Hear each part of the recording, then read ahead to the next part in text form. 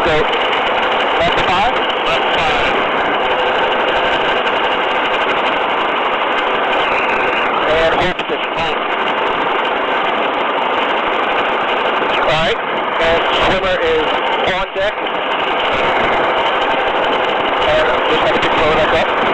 Alright, let's go back 10. Back 10.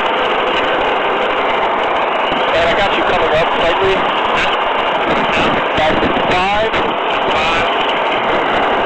And make sure we're in 21. Yeah, 21, come to. And hold position. Let's go left 10. Left 10. And come on altitude. Good altitude, good positioning. Alright, clear left hand. Clear left. Alright, swimmer is on deck. And pan out slack, swimmer's on deck. Water circulation.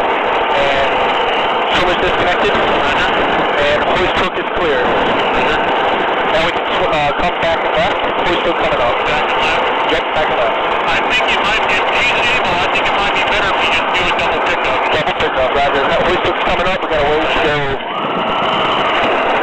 And if you want to get eyes on Stevie, he's going to be back about 40. After 3 o'clock, hoist hook's coming up. I'll come back and left a little bit.